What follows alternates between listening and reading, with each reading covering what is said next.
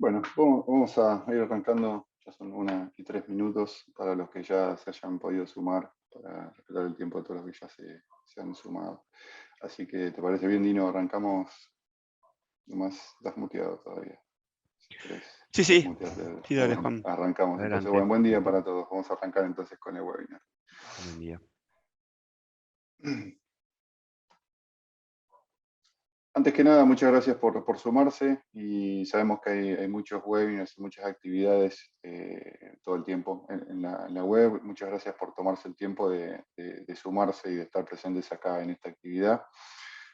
Hoy vamos a estar hablando de MLOps, que es una práctica que está difundiendo y está teniendo bastante interés en el mercado. Nosotros somos Practia, somos una empresa que hace 26 años que trabajamos haciendo proyectos de servicios de tecnología, innovación, y distintos servicios de desarrollo de software, testing, data science, distintas disciplinas RPA. Y tenemos 8 oficinas comerciales en distintos países. Somos aproximadamente 1.200 profesionales distribuidos mayormente en Hispanoamérica, pero tenemos oficinas en distintos lugares. Ahora vamos a pasar ya de lleno hemos trabajado en más de 300 proyectos distintos, 5.000 proyectos en 300 clientes distintos en todos estos países. Hoy vamos a hablar en particular de MLOps. No sé, para quienes pudieron asistir a la sesión previa de MLOps, donde contábamos por qué es necesario esta disciplina, qué es lo que motiva que haya un intercambio entre la gente que se dedica a los temas de data science y la gente que integra los equipos de tecnología y de operaciones. Vamos a tocar ese tema, es decir, ya sabemos que es necesario que haya cierta intercambio, cierta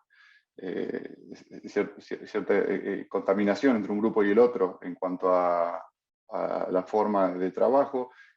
Ya sabemos por qué, entendemos que atienden problemas distintos. Nosotros lo que vamos ahora a concentrarnos es en cómo empezar y cómo dar los primeros pasos y cuáles son las prácticas bases que hay que incorporar para implementar estas técnicas, estos procesos. Y en particular algunos casos de uso que sabemos que se pueden implementar en Microsoft Azure y tenemos experiencia haciéndolo.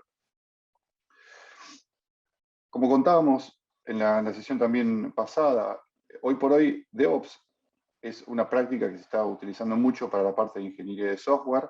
Es justamente una tendencia que hace que tanto desarrolladores como la gente de infraestructura compongan equipos multidisciplinarios para desarrollar software. Pero en particular, para todo lo que tiene que ver con inteligencia artificial, machine learning y las aplicaciones de analítica avanzada, se requieren algunas particularidades. No es lo mismo desarrollar el software tradicional que el software que tiene que ver con analítica avanzada o problemas más estadísticos. Y digamos, dentro de la disciplina de MLOps, lo que tratamos de hacer es la intersección entre cómo generar esas soluciones, cómo aprovechar las técnicas de ingeniería de software que ya están vigentes, porque al fin y al cabo, ya sea software específico de Machine Learning, termina siendo software, y cómo, junto con las disciplinas de ingeniería de software, los problemas que quieran resolverse con Machine Learning y las nuevas prácticas de DevOps, cómo podemos hacer con eso una intersección que nos ayude a aportar más valor.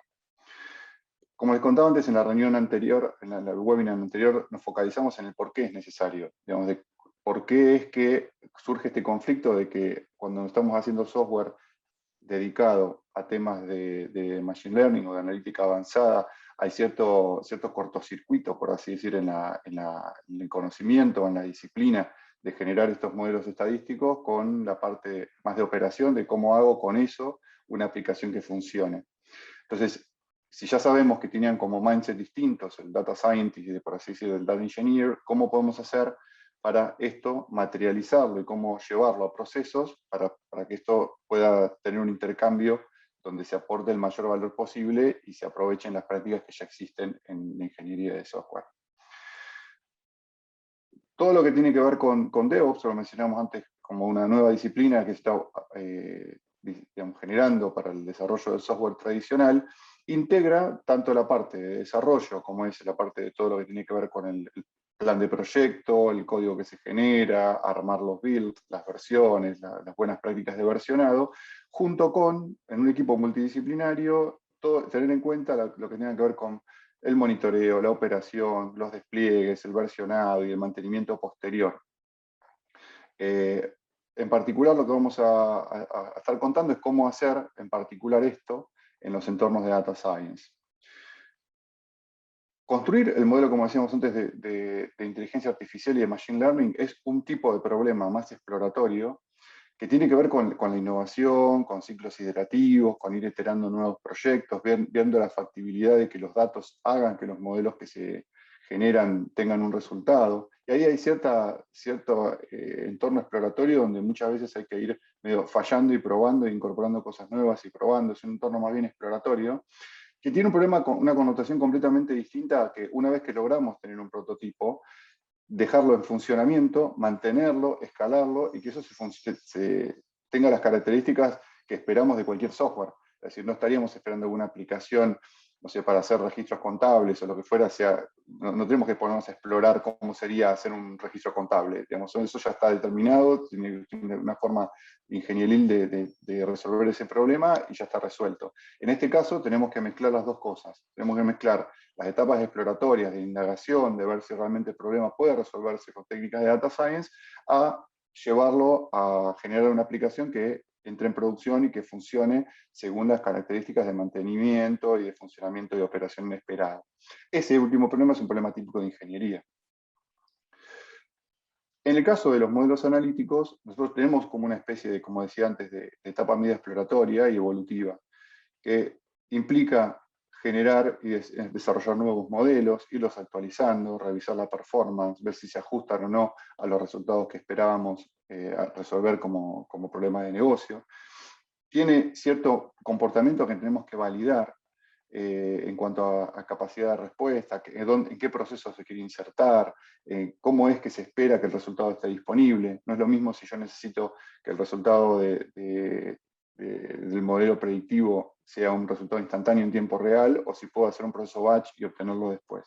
Todo este tipo de consideraciones que tienen que ver con la implementación se juntan como cosas que le vamos a pedir a los modelos más allá de las características específicas de la performance, de la predicción y de los casos que tengan que ver con resolver el problema más bien estadístico, ¿no? Entonces, todo este ciclo de vida, desde el entrenamiento hasta el monitoreo, tiene que ser tenido en cuenta, porque son etapas que, a la medida que evolucionan los modelos y evolucionan esas piezas de software, tienen que tenerse en consideración. Entonces, en el diseño de cómo capturar, digamos, o cómo poner en producción y disponibilidad un nuevo modelo, y después actualizarlo y hacer que eso sea orgánicamente fácil de hacer, es todo un diseño que hay que hacer previamente. Hoy por hoy sabemos, por una cuestión de estado del arte en la disciplina, que mayormente se empieza por pruebas de concepto, donde las pruebas de concepto de temas de Machine Learning es tomar los datos, explorarlos, ver si con eso se puede sacar alguna conclusión estadística, y si después de la prueba de concepto logramos tener el resultado que esperábamos, montar un prototipo. Y el prototipo muchas veces no tiene las mismas condiciones no le pedimos las mismas condiciones de estabilidad, de operación, que puede llegar a ser a una aplicación en particular. Y lo más importante es que este ciclo evolutivo que tiene desde la prueba de concepto hasta el MVP son pasos que hay que seguir como para que el producto vaya madurando y vaya ajustándose a lo que queremos resolver como solución a implementar. Pero cada una de estas cosas que nosotros necesitamos hacer para que esto evolucione tiene más connotación de prácticas de ingeniería más que en particular de data science. También sabemos que hoy por hoy el estado del arte de las soluciones de Machine Learning mayormente están en esta etapa inicial, donde estamos en la prueba de concepto. Muchas veces porque, si bien sabemos los problemas de negocio, cuando sabemos lo que queremos resolver, a veces los datos no acompañan exactamente el problema que uno quiere resolver, o el problema que se quiere resolver no necesariamente está reflejado con el nivel de agregación o con todas las variables, no se pueden capturar todas las variables del problema de negocio que quiero resolver. Entonces, en muchos casos, muchos de estos proyectos nacen como pruebas de concepto, mayoritariamente, pero Gartner dice que todas esas pruebas de concepto que se inician desde un primer momento van a tener ciertos problemas cuando se intenten llevar a la etapa siguiente, ya sea prototipo, MVP o una solución final.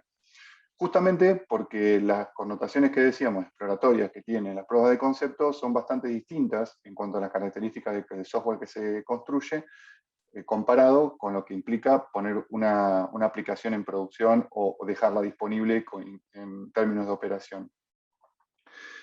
MLOps viene a ayudar justamente en esa etapa, donde es ayudar a las organizaciones para reducir el riesgo que tiene cuando uno encara una de estas pruebas de concepto, tratar de reducir el riesgo o prever de antemano ciertas cosas que si el proyecto tiene éxito y madura en su ciclo de vida digamos, a piloto o a MVP o hasta incluso alguna aplicación productiva, ya pudimos capear esos riesgos antes de encontrarnos después con una cantidad importante de deuda técnica, de reingeniería que hay que hacer al último momento para poner esto en producción y que atrase la generación de valor de esa prueba de concepto.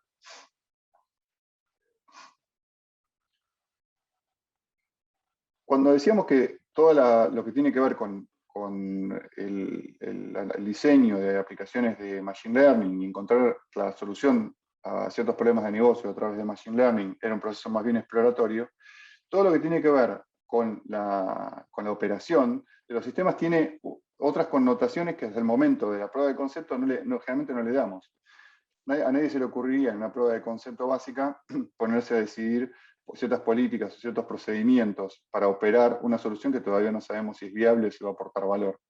Tampoco sabemos ni siquiera en qué forma vamos a dejar disponible eso o cuál sería la contingencia de no contar con eso o si en el fallo de una de estas aplicaciones necesitamos hacer algo, activar alguna alarma, activar algún equipo que tenga que dar soporte para que la aplicación siga funcionando. También ciertas análisis exploratorios pueden hacerse con datos puntuales que pueden extraerse en un principio como muestras y no necesito hacer, para analizar si el proyecto es viable desde la parte estadística, toda una orquestación de datos para capturar esos datos. Obviamente muchas de estas cosas, si ya están resueltas o ya pudimos diseñarlas de antemano, se pueden aprovechar, pero no necesariamente son consideradas en la mayoría de los proyectos y es por eso que Gartner dice que muchos de estos proyectos no pasan de esa etapa de prueba de concepto. Canino, ¿querés hacer algún comentario con respecto a alguna experiencia que hayamos tenido en algún caso de eso? Sí, no te quería interrumpir, pero esto que vos comentás justamente es la situación en la que muchas veces encontramos en los clientes, ¿verdad? Porque en ese estado de tipo prueba de concepto, muchas veces ese mismo proyecto pasa a una especie de producción, porque en esa misma situación lo empaquetan de alguna forma, lo hacen correr en algún lugar donde el usuario lo va a poder utilizar, y eso es el pasaje a producción, digamos, es un desarrollo en un estado técnicamente hablando como de una prueba de concepto, pero que pasa inmediatamente, sin más, sin todos los demás, sin todo lo que vos comentaste que debería tener para mínimamente ser puesto en producción.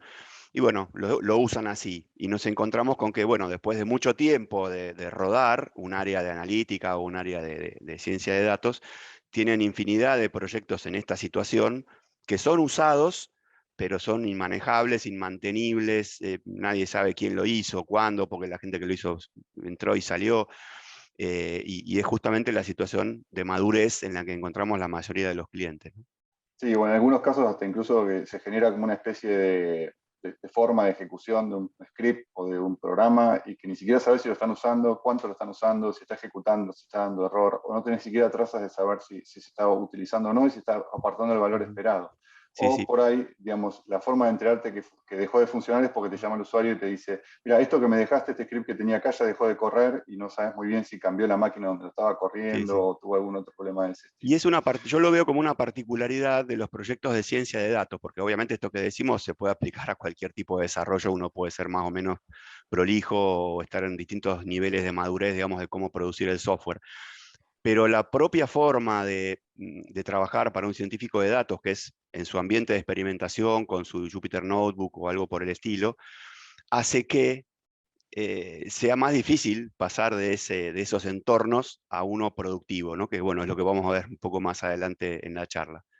Exacto, y es de la como misma forma que natural. decimos esto, muchas de las cosas de la industria, y no es por falta de herramientas o de prácticas, porque hoy por hoy a nadie se le ocurriría desplegar, no sé, una aplicación para hacer una cosa y andar desplegándola de una forma informal en las PCs de una forma medio arbitraria de mano. O sea que hay prácticas hoy por hoy para hacer despliegues de software y utilizarlo de una forma conveniente, pero en el caso de ciencia de datos, justamente es una de las cosas que todavía, esas prácticas todavía no han prendido.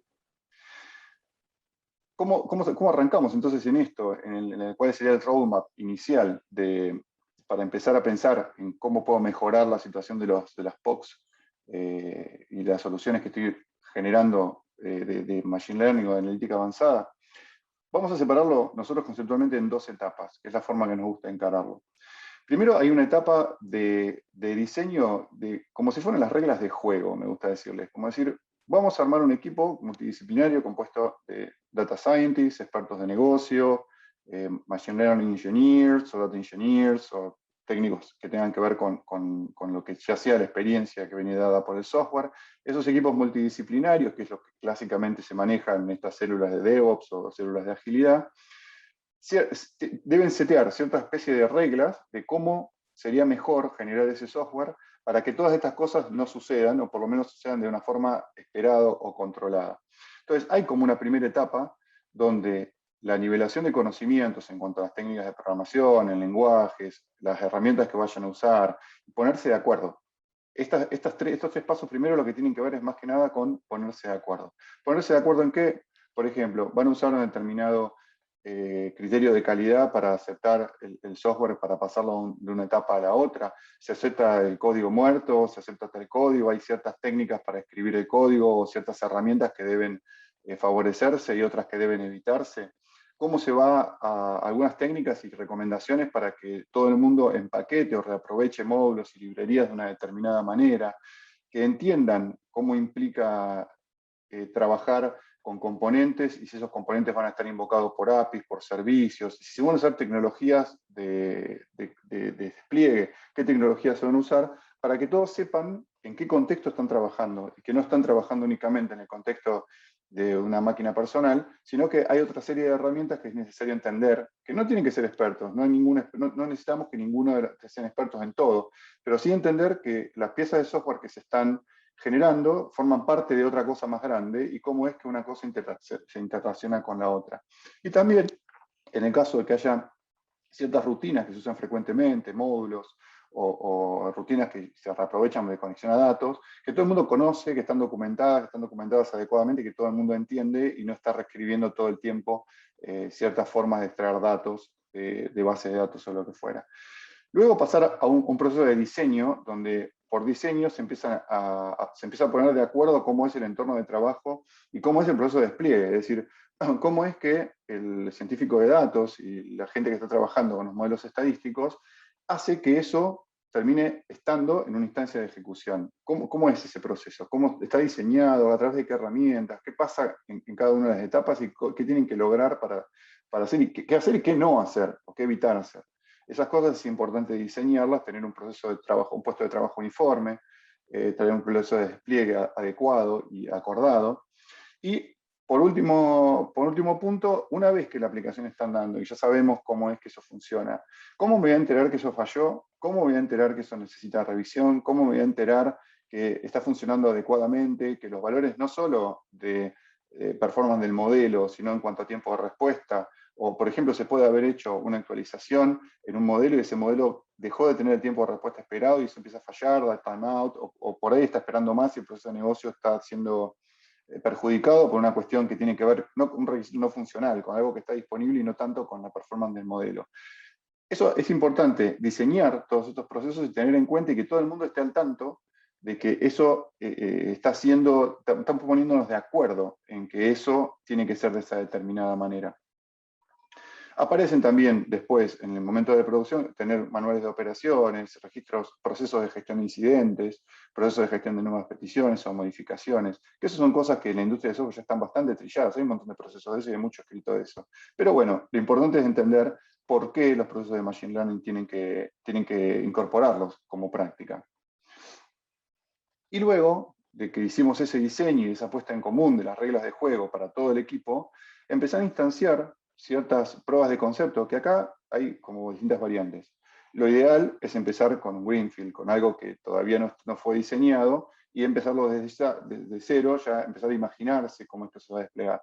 Pero como decíamos antes, muchas de estas cosas ya están implementadas, ya están en funcionamiento, con oportunidad de mejora, probablemente, pero hay algunas que se ven perjudicadas y hay como una especie de punto de dolor de ciertas cosas que se implementaron de esa forma medio informal o medio ad hoc y requieren ser revisadas. Entonces, esos, justamente los candidatos que tienen los pilotos, las pruebas de concepto que están, por así decir, pseudo en producción y están teniendo problemas de disponibilidad, se caen o no tenemos una consistencia en cuanto a poder dar ese servicio, son grandes candidatos para tomar como primeros integrantes y hacer pasar por todas las reglas que diseñamos primero, por estas otras que implican instanciarlas, hacer un piloto, incorporando todas las mejores prácticas a las ingenierías, revisar si los procesos que diseñamos en la primera etapa son adecuados y se ajustan, porque muchas veces es fácil diseñar estos procesos en papel, pero cuando uno empieza a bajar a la tierra, se da dando cuenta que empieza con distintas dificultades, en qué pasa con los datos, qué pasa con el reentrenamiento, qué pasa con ciertas particularidades que probablemente no había tenido en cuenta en una etapa anterior. Y así empezar a desplegarlo en nuevos casos o nuevas instancias de pruebas de concepto y ir mejorando de a poco toda la deuda técnica y todas las situaciones irregulares o las situaciones que hoy por hoy son punto de dolor, ir incorporándolas ya con las versiones de los nuevos procesos ajustados y en la medida que los fui rodando, pulidos y mejorados, una vez cada vez mejor. Y como decías, y siempre lo ideal es para no tener que hacer toda esta tarea todo el tiempo de recondicionamiento y la pulida de la deuda técnica, es que las cosas nuevas que vayan surgiendo, ya van surgiendo a través de que vayan pasando por estas consideraciones antes de que se desplieguen de alguna forma informal. Ahora vamos a mencionar algunos problemas comunes que sabemos que son cosas que ocurren y que tenemos que, digamos, con estos procesos apuntamos a resolver. Son 3 problemas que vemos que a menudo suceden en la práctica y, como decíamos antes, procesos de cosas que ya sabemos que en el estado del arte de la disciplina ocurren. Uno de ellos es la falta de réplica en torno de producción, como decía Dino antes. Por ahí de golpe alguien generó un ejecutable o generó algo, ese algo está corriendo en algún lado, y cuando uno quiere hacer alguna modificación, nunca termina de entender qué versión del software está corriendo en ese lugar donde hoy por hoy está dando servicio, de esa forma ad hoc, y cómo si quisiera replicar ese entorno para hacer alguna mejora o hacerle algún cambio, nunca termino de saber si los cambios que estoy haciendo no están perjudicando otra cosa. Porque ya sea porque se instaló el software a mano en un server y no tengo las condiciones del sistema operativo, las versiones de conexión o lo que fuera de ese server, las condiciones de red. Entonces, este tipo de problemas es recontra frecuente en este caso, donde alguien dejó un script corriendo en algún lado, con una versión de Python, con una versión de las librerías, con una versión de R o con lo que fuera, y que después de golpe no tengo forma de hacerme de las mismas cosas para generarme un entorno exactamente igual. Entonces lo que suele pasar es que o no me funciona igual que en el entorno de producción, o no logro en el entorno que estoy replicando generar la falla, generar el problema o asegurarme de que estoy haciendo las pruebas adecuadas para que esto funcione. Entonces, hay hoy por hoy un montón de herramientas que permiten hacer replicables los entornos y que no necesariamente hagan que tenga que copiarme y pegarme absolutamente todo lo que está corriendo en el otro server. Otro de los conflictos que aparece a menudo es en la mayoría de los casos, los científicos de datos que vienen de distintas disciplinas, hay gente que viene más de las ciencias más duras, no necesariamente son gente que viene de IT mayormente, aprenden sus prácticas de programación son para resolver el problema puntual que tienen que hacer. Y en muchos casos suelen tener cierto estilo de programación donde hacen más programas, scripts más largos o corridas más largas o dejan código experimental mezclado con otro código. Ellos saben ya cómo lo quieren ejecutar. Entonces, hay un conflicto en cuanto a las técnicas de programación que suelen usar los científicos de datos para resolver sus problemas, porque claro, lo que quieren hacer es usar el lenguaje de programación para resolver exactamente el problema de negocio que quieren resolver, y la modularización o el criterio de cómo hacer el software haga su propósito de la mejor manera, más eficiente. Entonces, hay ciertas formas que pueden hacer que haciendo cierta puesta en común y haciendo ciertos entrenamientos en los equipos, se pongan de acuerdo cómo es mejor o qué prácticas son las adecuadas. Porque probablemente no hace falta incorporar las prácticas más sublimes o cosas muy sofisticadas, pero sí las prácticas que hacen que sea necesario para poder hacer que tenemos separaciones de responsabilidades en el código y cosas que no necesariamente entren en conflicto en el momento de generar un nuevo despliegue. Acá, Juan, nuevamente pensando en las situaciones en las que las situaciones que vemos en los clientes, a veces hay como una necesidad de segregar con claridad los roles, ¿no? Sobre todo al principio, el científico de datos que dice, como vos decías, no sé, yo resolví el problema de esta forma, digamos, tengo el modelo y no me interesa aprender a modularizar, no me interesan las buenas prácticas de programación. Y por otro lado tenés al operador o al ingeniero de datos que es el encargado de disponibilizar ese modelo, de ponerlo en producción, que se tiene que poner a programar para embeber ese modelo en algo que sea implementable. Entonces ahí siempre hay una zona gris, como de cierta disputa de quién hace qué, y los responsables de esas áreas viendo cómo resolver ese problema, si tienen que poner más gente, si son perfiles específicos que tienen que ir a buscar al mercado, si hay que capacitar, si hay que capacitar a unos para que abarquen un poco más y a otros para que también abarquen un poco más y así juntar las partes. ¿Ves? Un poquito se va viendo en la charla que eso ocurre y como vos decías recién, no necesariamente debes recurrir a gente nueva, sino que por ahí lo más, me parece que lo que da más frutos en los grupos es que para los que están dispuestos que aprendan eso nuevo, ¿no? Porque además Sí, les de da, hecho, los lo posiciona que mejor, decís, digamos, para lo que viene. yo creo que en muchos casos hay una cuestión de la práctica de ingeniería de software que no sabe explicar bien a los científicos de datos por qué les conviene hacerlo. Porque en mi experiencia, muchos científicos de datos cuando les explicás por qué y por qué les conviene hacer una determinada cosa, lo hacen porque les conviene hacerlo. ¿No? Porque digamos, generalmente muchas veces es porque por la disciplina no tuvieron la oportunidad de aprender ciertas técnicas y en cuanto ven el provecho de hacerlo, realmente las adoptan porque realmente les conviene. Y si son gente inquieta que ha aprendido a programar, las técnicas de ingeniería de software, una vez que entienden para qué les conviene y cómo usarlas, generalmente las adoptan. Pero sí, es cierto que lo que sí hay como un conflicto de que no necesariamente la gente que aprende a programar, digamos, viniendo de esa disciplina, por ahí no tuvo oportunidad de entender por qué es mejor hacerlo de esa forma. Hoy por hoy en muchos casos también el tema de copiar y pegar código, ese tipo de cosas, ¿quién no ha, para resolver un problema que ya está resuelto, ha copiado y pegado código? Todo el mundo lo hace. Lo que pasa es que uno tiene que también entender, si no lo haces estás desperdiciando tu tiempo, podrías estar ganando tiempo copiando y pegando código. Entonces muchas de esas cosas no se trata de si estoy copiando o pegando, sino que si estoy entendiendo lo que estoy copiando y lo estoy pegando, y si estoy resolviendo el problema que quería. Entonces, bueno, acá vamos ahora a profundizar un poco más en cuáles son las prácticas que conviene adoptar. Es decir, si estamos hablando de MLOps, estamos hablando de procesos, no hay herramientas, lamentablemente no podemos decirle hay una herramienta que resuelve esto, sino que lo que mayormente termina pasando, que la mayoría de las herramientas o la adopción de ciertas herramientas hacen que estas prácticas se incorporen más fácilmente o más difícilmente, pero la clave está en adoptar estas 4 prácticas, que tiene que ver con trabajar en un espacio en común, que todos estén trabajando, por así decirlo, sobre la misma base de software, en los mismos entornos, que esos entornos los puedan reproducir, es que si nos encontramos arrancando de cero, yo puedo generarme de vuelta el entorno completo para que pueda correr la solución. El versionado, que es un tema importantísimo, porque muchas de estas cosas se anclan en que el versionado esté disponible para saber qué cambió y cuándo cambió el software y quién lo cambió, y tener patrones de arquitectura que contemplen el despiece de estos componentes en las piezas necesarias para resolver temas de Machine Learning.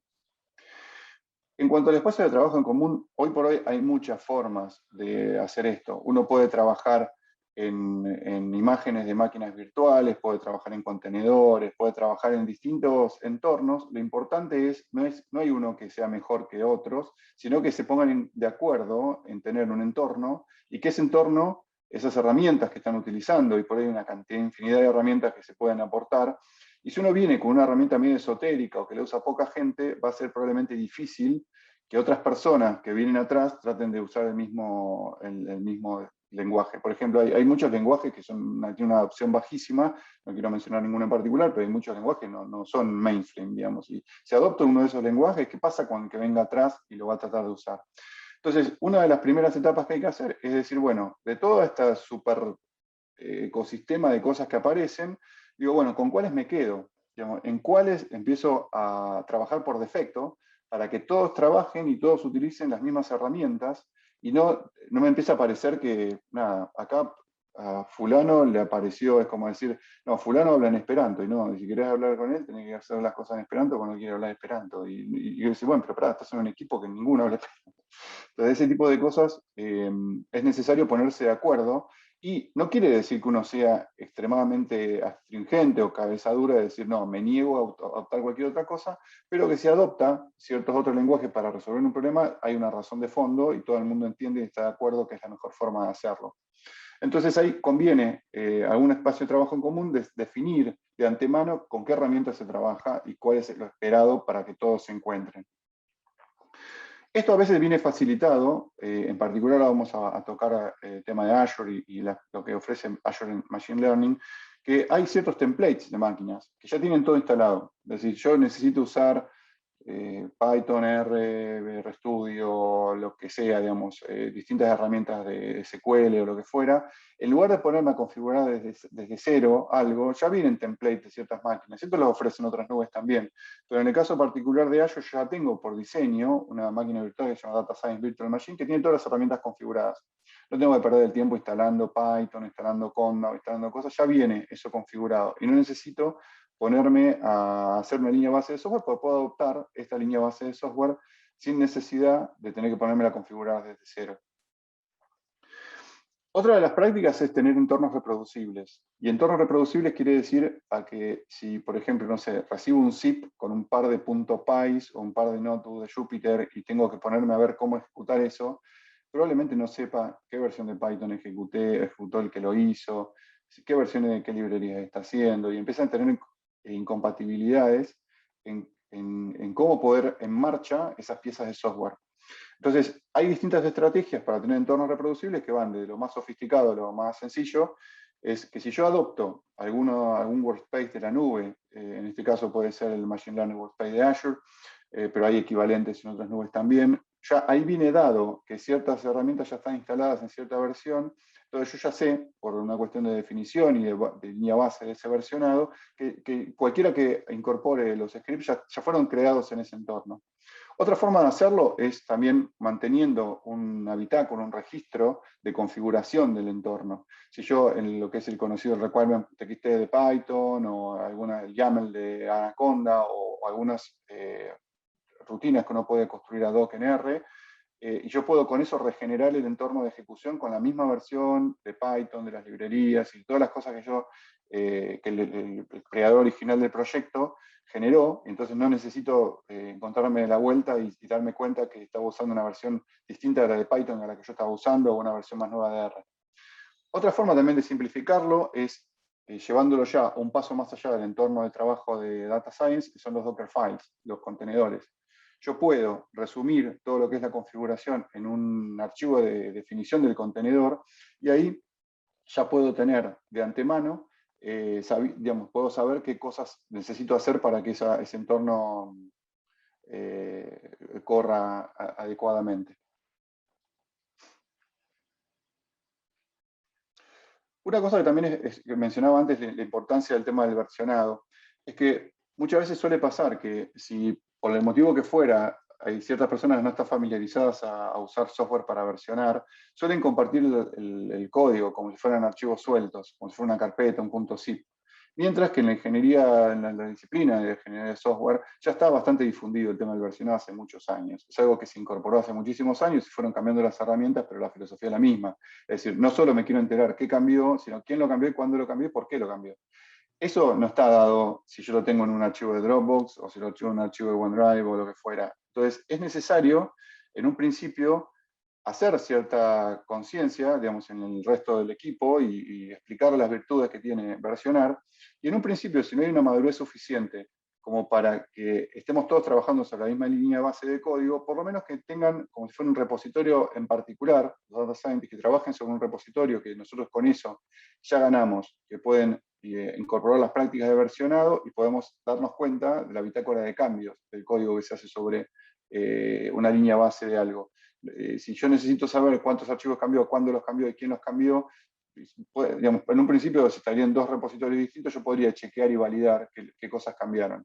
Yendo después a la etapa más sublime, donde ya están todos coordinados y trabajan sobre un único repositorio y que todos los cambios se integran fácilmente y usando el mismo mecanismo de versionado. Pero si esto en un principio no se puede lograr, porque es una cuestión que no, por motivo, digamos, es difícil de aceptar la curva de aprendizaje de esto, las versiones previas, digamos, de trabajar en repos distintos, es una práctica que también se puede aportar mucho. Y por último, tenemos el tema de los patrones de arquitectura. Digamos, hay muchas opciones posibles de patrones de arquitectura para diseñar las soluciones, pero lo importante es que yo ya tenga de antemano que ciertos problemas los puedo resolver de una determinada manera y que esos problemas, si se parecen, los voy a resolver con el mismo patrón. Lo único que tengo que considerar, o una de las cosas que tengo que considerar, es que hay como distintas piezas y ciertas piezas requieren como ciertas particularidades de mantenimiento que por ahí otro tipo de software no lo necesita. Yo tengo, por así decir, el contexto de Data Scientist que trabaja con sus modelos y genera sus modelos y trabaja en ese entorno más exploratorio. Y por otro lado tengo alguna pieza de software que brinda el servicio. Y de alguna forma tengo que tener esa interrelación entre el modelo que se generó y el servicio para que entregue el resultado, digamos, otorgue el resultado de lo que se espera del modelo. Pero hay como una vuelta, un nuevo ciclo que suele ser bastante frecuente. En la medida que voy iterando y teniendo nuevos modelos y nuevas versiones, tengo que poder desplegarlo y versionarlo y que adecuadamente el servicio tenga presente qué versión del modelo estoy desplegando y si hay alguna falla poder volverlo atrás. Esas son particularidades que debería resolver el servicio, incorporando como una pieza dentro de ese servicio el modelo de software que tiene que hacer esa inferencia. Y por último, desacoplar todo lo que tiene que ver con el comportamiento de la captura y entrega de datos al cliente, es decir, tener una pieza de software que se encargue de capturar los datos, enviar, llamar, digamos, por así decir, a las inferencias y devolver. Y que esa pieza aparezca completamente desacoplada. Un error bastante habitual es que, digamos, si tengo un punto .py, un punto .r, lo que fuera, que corre en la PC de un usuario y toma los datos de una carpeta, está como todo mezclado, lo que es inferencia, lo que es servicio, lo que es captura de datos, y es como una especie de masacote de cosas todas juntas, que es muy difícil de mantener o es muy difícil de modificar.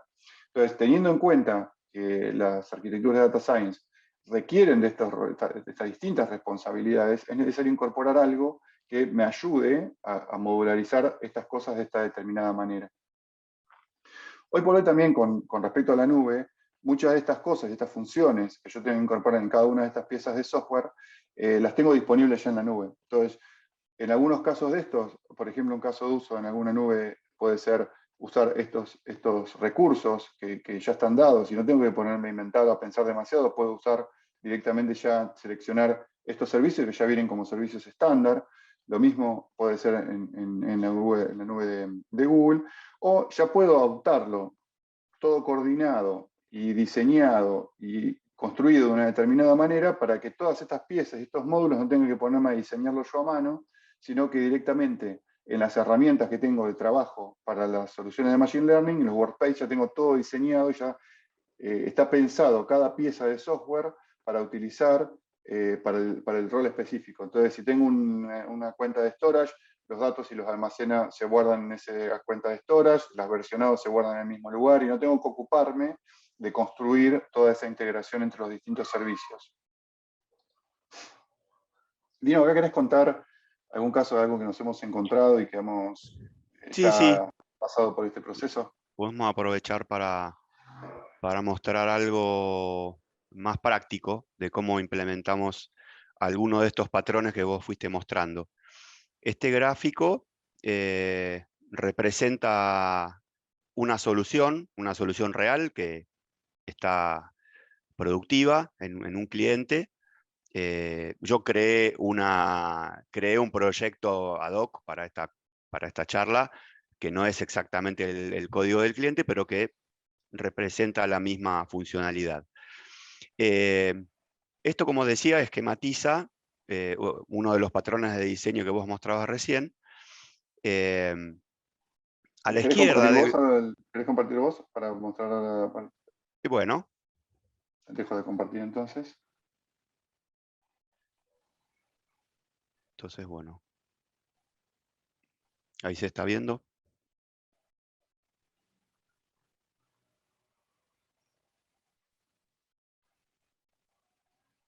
A ver, no se alcanza a ver. Ahora sí. Ahí está.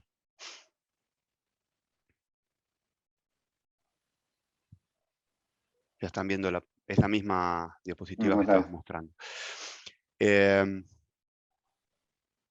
A la izquierda de este gráfico, y a propósito no está incluido, está la parte de experimentación, de creatividad, digamos, es el entorno en donde se mueve el científico de datos, que puede trabajar de la forma que quiera, con su Jupyter Notebook o con el entorno que quiera, pero cuando se va a integrar al proceso de productivizar, digamos, el software que generó, tiene que él o la persona que cumpla ese rol trabajar en un entorno de desarrollo que sea común, como vos mencionabas antes, ¿no? Digamos, un entorno que ya está definido, que es el que usan todos, o uno de 2 o 3 de un menú que son conocidos y mantenidos, y que la compañía tiene control, digamos, sobre cómo se hacen las cosas. En el caso de este ejemplo, vamos a usar Visual Studio Code, que se integra con la nube de Azure y es, digamos, apropiado para el ejemplo que vamos a ver. Entonces, el código fuente y todos los componentes del proyecto están bajo este entorno de desarrollo. Acá vemos en este recuadro, que está bajo el título de Azure DevOps nos provee distintas herramientas dentro del proceso que vos mencionabas antes. Nos provee un repositorio de fuentes, que es básicamente un Git embebido adentro de la herramienta de Azure. Esto nos permite mantener el versionado y el control del software. Dino, ¿querés pasarlo el video y mostramos ya directamente de qué estamos hablando? Sí, claro. ¿De los bifes? Sí, sí. Yo creo que... Ahí está. Ahí se ve, siguen viendo la misma pantalla, ¿no? Sí. No, estamos viendo el código. Ah, ok. Bien. Sí, no, porque no sabía si tenía que compartir de nuevo. Bueno, No, está viendo el código. acá estoy parado. Yo ahora le voy a dar play es un video que pasa por todas las etapas que yo les quiero mostrar. Primero vamos a ver, les voy a ir diciendo, vamos a pasar por cada uno de los componentes, como está ahora, en reposo, digamos así, y vamos a ver cómo funciona, qué servicio provee el modelo que implementamos. Y después vamos a hacer algún cambio en el código, vamos a hacer un push de esas modificaciones en el código y vamos a ver cómo un pipeline de despliegue automatizado disponibiliza esa nueva versión para que pueda ser consumida por los clientes que en forma transparente lo van a seguir consumiendo y van a obtener a partir de que se actualizó el nuevo comportamiento. Yo mostrando, digamos, parado en el gráfico, iba a mostrar un poco los componentes, pero lo vamos a ver medio sobre la marcha. Esto es código Python, que a través del framework de Flask, ahí como estoy señalando, expone distintos endpoints, que después vamos a ver que cada uno de ellos entrega distintos datos. Hay un modelo embebido que es una regresión, un ElasticNet, que devuelve una predicción de cuánto un alumno se va a sacar en un examen en base a ciertos datos.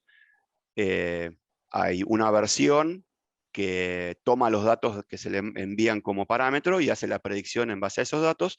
Y después hay otros 2 endpoints que hacen la predicción en base a un modelo ya entrenado y serializado y que es levantado por la aplicación y reutilizado, con lo cual ante los mismos datos va a devolvernos siempre el mismo resultado. Y por último, hay un endpoint que nos devuelve el score, ya el nivel de precisión, digamos así, con el que este algoritmo, que es una regresión, está haciendo la predicción. Bueno, acá como muestro, nada, son detalles del código Python que pasa por todo el proceso de entrenamiento y demás. Sí. Una de las claves acá es que sería el equivalente a lo que decíamos del modelo, que digamos, el servicio que se adopta, por así decir, el modelo y tiene como estas interfaces de comunicación para hacer, digamos, recibir el requerimiento desde el cliente, consultar el modelo y entregar el resultado. Y lo importante es que esto no necesita estar en un estado de sofisticación demasiado grande, sino que podemos hacer, por así decir, las primeras versiones de la prueba, digamos, de lo que sería la prueba de concepto de cualquier modelo, podemos hacer todo el diseño de lo que es la arquitectura, el patrón y todo lo demás, digamos, que estábamos mostrando antes, de forma tal de que ya después, únicamente haciendo estas modificaciones en el código, ya después el resto de las cosas se despliega y se sirve y termina funcionando de la misma forma, de forma transparente, ¿verdad? Exacto. Hay un detalle adicional, que no me acuerdo si lo vemos en el video, pero lo menciono ahora. Ahora le voy a dar play nuevamente. Sí, dale play, así queda, si no, ejecutando. Pero Mientras vamos respecto haciendo de lo el que resto decías de cosas. recién, del entorno reproducible y demás, esta forma que adoptamos de implementarlo es a través de un Docker, de un contenedor, con lo cual todos los componentes para que esto funcione van a parar adentro de ese mismo contenedor, y ese contenedor funciona igual en cualquier entorno donde lo estemos ejecutando, puede ser en mi máquina mientras estoy desarrollando, y va a funcionar exactamente igual a donde lo vayamos a desplegar, porque justamente el funcionamiento está dado por lo que ocurre dentro del contenedor y puede estar desplegado de muchísimas maneras distintas. Eso facilita muchísimo el despliegue. Entonces, como decíamos, bueno, ahí seguimos viendo un poco más del código.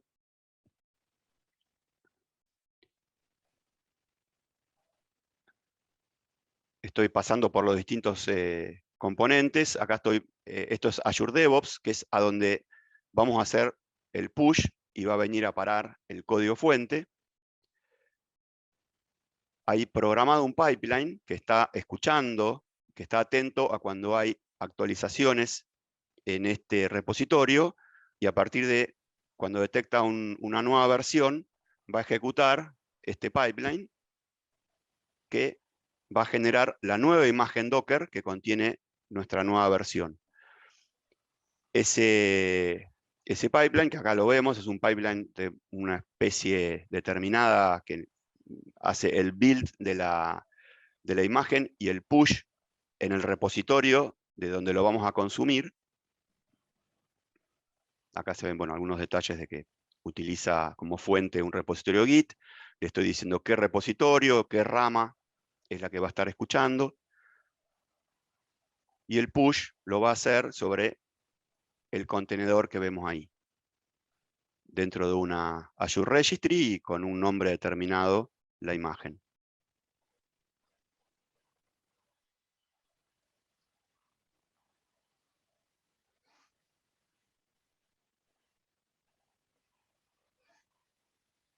Acá estamos viendo el tipo especial de recurso.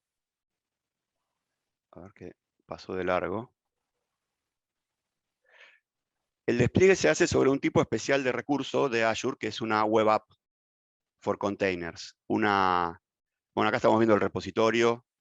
Nada, es simplemente para pasar un poco por todos los componentes de la solución. Como les decía, utilizamos una Web App for Containers, que es un modelo serverless. Para los que conocen un poco de servicios en la nube, es una manera de implementar código para el cual no necesitamos provisionar un servidor especial, ni configurarlo, ni nada, sino que directamente lo desplegamos con ese tipo de recurso, y el proveedor de la nube se encarga de ponerlo en marcha, de dispararlo, de disponibilizarlo. Es totalmente transparente para nosotros.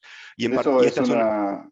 una de las cosas que, digamos, justamente como forma parte es donde decimos que ya tener diseñada la solución y ya saber que voy a usar cierto tipo de recurso como aplicación web, que voy a usar un contenedor, que voy a usar ya como ciertos templates de solución, agiliza mucho el momento del despliegue, porque ya tengo considerado que cualquier otra solución, si yo ya tengo acordado y configurado que ese template va a ser la forma adecuada de desplegarlo, ya las nuevas soluciones ya tienden a parecerse a esa misma arquitectura. Entonces son fáciles en la nube de configurar y de desplegar soluciones que ya son similares, y ya todo lo que tengan que ver con el monitoreo, con la cuestión de monitoreo de performance, log y todo eso, ya lo tengo configurado porque todas las voy a tratar de la misma forma, entonces todas las puedo recopilar de la misma forma y ya empiezo como a estandarizar las soluciones. Exacto, es muy fácilmente repetible. Acá vemos, esta web app tiene, bueno, nos provee, digamos, una URL, que es la que vemos arriba a la derecha. Digamos, Azure nos provee la URL con la cual queda expuesta ese servicio, con la cual la vamos a consumir. Y ahí estamos viendo, bueno, en ejecución, algunos de los endpoints para ver cómo está funcionando hoy. De hecho, eso está expuesto en internet, con lo cual si toman nota de esa URL y lo usan, funciona. Y acá estamos viendo que lo podemos ejecutar desde adentro de un código Python, que puede ser una aplicación cliente, que utiliza o consume, digamos, el resultado de esa API. Esto, como decíamos antes, la parte del rol del cliente uno puede simularla o programarla desde cualquier lado, incluso desde una Jupyter Notebook. Si uno quisiera saber cuál es el resultado que está dando ese servicio ahora para compararlo con una mejora o una nueva versión, uno directamente puede invocarlo desde cualquier lado. Sí, sí, de hecho, insisto, si ustedes quisieran apuntarle a esa URL, por ahora funciona. Entonces, bueno, yo Si querés adelanto un cachito. adelantando, Dino, porque Sí, nos sí, ahí. quedan unos 5 minutos, entonces vamos a Perdón, ir sí, ya. sí, se nos Pero, hizo. Bueno, yo acá hago algunos cambios. Paso rápido, pero bueno, le hago algunos cambios ahí a la salida. Y finalmente hago la actualización del repositorio, el commit y el push. Y a partir de que hago el push, vemos que se activa, se actualiza el repositorio, se activa el pipeline, corre el pipeline, acá lo vemos corriendo, lo voy a adelantar porque esto tarda como 2, 3, 4 minutos en ejecutar. Este pipeline se dispara automáticamente a partir del push que acabo de hacer. Esto lo paso, me va dando todo la salida, digamos, por pantalla de lo que va haciendo la construcción del Docker. Lo sí, lo publica. importante ahí es que ese cambio, que fue un cambio trivial, digamos, también podría ser un cambio de un modelo o un cambio de una nueva funcionalidad dentro del Obviamente. código que puede ser disparado directamente desde el mismo data scientist y no necesita de todo un equipo que tenga que ponerse a mirar qué fue lo que cambió y hacer la inserción del código Es y que hacer toda una especie el de despliegue merge. es totalmente desatendido. Lo único que yo hice manualmente fue el push de la nueva versión en el repositorio. Todo lo demás ocurre en forma automática. Acá ya terminó de ejecutar. Y bueno, adelanto, yo acá muestro que efectivamente se actualizó, muestro el último horario de la imagen, y bueno, y finalmente vengo a ver que ejecuto de vuelta la misma función, y veo, digamos, El cambio en reflejado. tiempo real, claro, los cambios que yo implementé. Todo habiendo hecho nada más que un push sobre el repositorio. Exacto. Gracias, Dino. Bueno, te devuelvo el control. Dale, y comparto.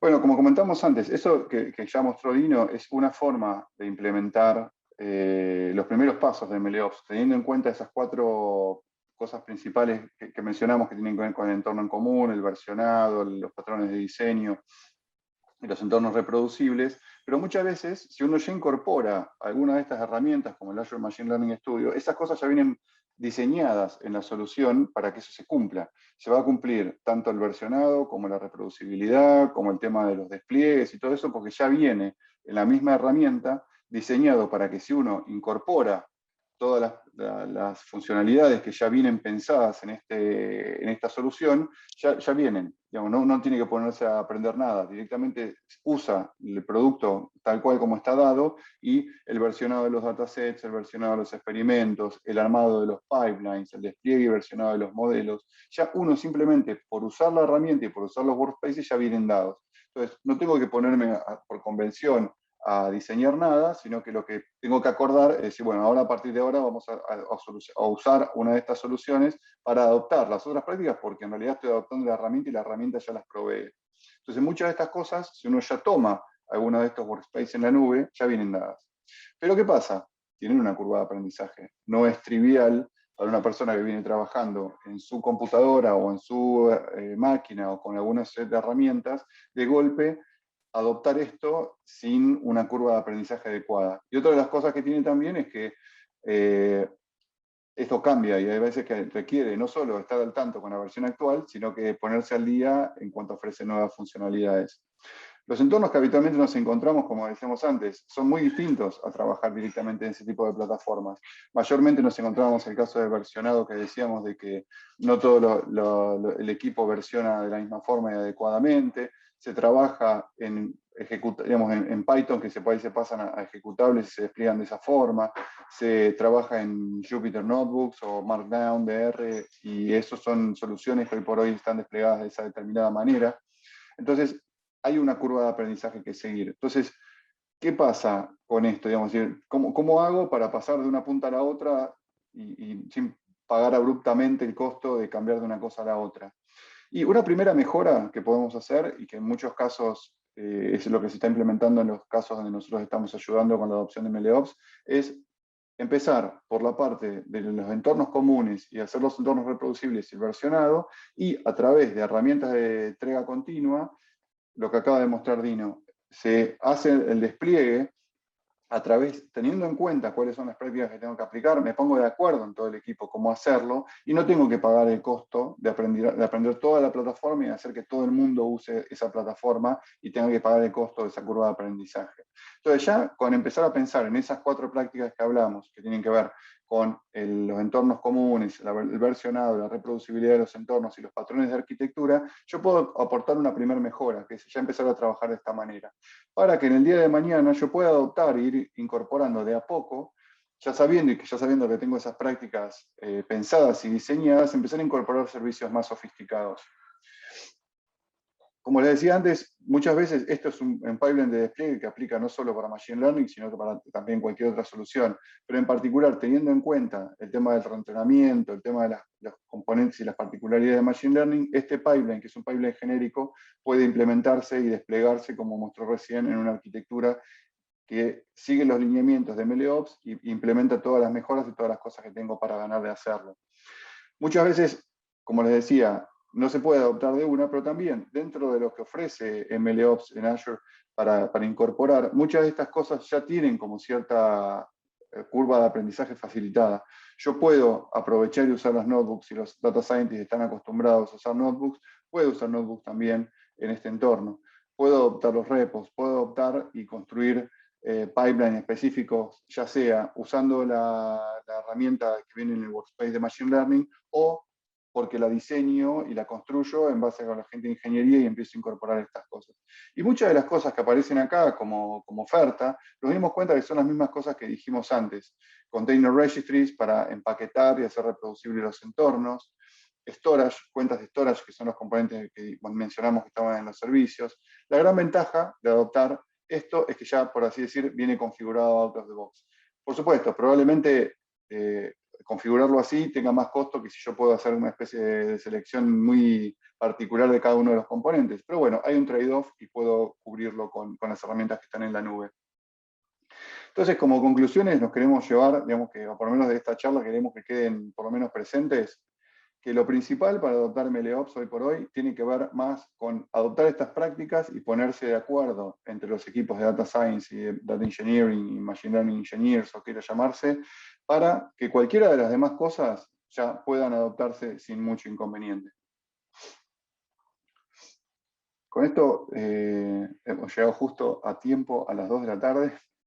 Yo no mencionamos antes, pero preguntas, si quieren hacerlas, no sé, Sol, si hay preguntas en el chat o cosas que se puedan Sí. mencionar o alguna duda que haya quedado de la Sí, presentación. ahí están preguntando respecto de proveedores que ofrezcan versiones libres o que otros proveedores además de Microsoft con Azure, que es lo que mostramos. Mira, para cumplir cualquiera de estas 4 cosas, para cada una de ellas puedes tener distintas versiones. Por ejemplo, hay formas de hacer que los espacios de trabajo en común, como decían, puedes arreglarte implementándolo con contenedores, puedes hacer imágenes de máquinas virtuales. Para el tema de versionado, hoy por hoy lo más difundido es Git. No diría a nadie que use otro mecanismo de versionado que sea Git, que es libre, digamos, se puede adoptar. Y después, el resto de las cosas son, en cuanto a estas 4 prácticas que decimos que es lo más importante para difundir, tenés cosas equivalentes. Muchas veces lo que la nube te ofrece y tiene para aportar es que muchas de estas cosas ya vienen como pensadas, configuradas y orquestadas para que sean fáciles de adoptar. Pero siempre, si sobre la primera premisa de estas 4 reglas uno empieza a trabajar y a evolucionar y ponerse de acuerdo en el equipo, vas a encontrar opciones ya sea más resueltas, como podría ser alguna suite, como les acabo de mostrar en Azure Machine Learning, o podrías construirte la tuya con, no sé, Apache Airflow, MLflow. Hay distintas herramientas también open source que te permitirían hacer alguna de estas 4 funciones. Sí, sin ir más lejos, Azure DevOps, con la cuenta gratuita que uno se puede generar, hay bastante para hacer antes de Sí, empezar a pagar. sin duda. De hecho, todo lo que mostramos hoy está hecho en una cuenta mía gratis. Sí, una de las preguntas dice que es importante también que para qué adoptarlo, digamos, por qué estas prácticas, yo creo que, y eso sí, yo se lo adoso a una falencia mayor de lo que estamos en la disciplina de la ingeniería de software, de poder explicar bien qué tienen para ganar los data scientists para incorporar estas prácticas. Muchas veces lo que termina pasando es decir, no, el data scientist el programa como puede. No, y en realidad es que tampoco por ahí tuvieron la oportunidad de explicarles por qué es conveniente que lo hagan. Y no tiene tanto que ver con si quieren o no hacerlo. Yo en la práctica me he encontrado que en muchos casos la gente, una vez que le explicás por qué le conviene versionar, puede ser que las primeras veces se haga una galleta y no sabe cómo salir de un embrollo que se metió con el versionado. Pero una vez que lo aprenden y una vez que lo empiezan a usar, se dan cuenta que tienen mucho para ganar por modularizar, por usar versionado, por tener el entorno reproducible. Entonces muchas veces lo terminan haciendo también porque les conviene hacerlo ahí y es la mejor, creo que la mejor convivencia entre las disciplinas. Bueno, muchísimas gracias a todos por las preguntas, por haber estado pendientes. La grabación va a quedar en YouTube, o sea que también pueden, después si alguien se la perdió, pueden recomendarla, darle me gusta o hacer algún comentario también ahí en el sitio de YouTube. Y también les dejamos el link a nuestra revista Perspectiva Digital, que también van a encontrar no solo material de MLOps, sino de distintas cosas y servicios que Práctica brinda, con cosas como desarrollo de software, quality, RPA y otro montón de servicios. Así que bueno, sin más, les agradezco a todos mucho por estar ahí y escuchar la conversación y quedamos en contacto para cualquier otra necesidad. Muchas gracias. Buenas tardes a todos.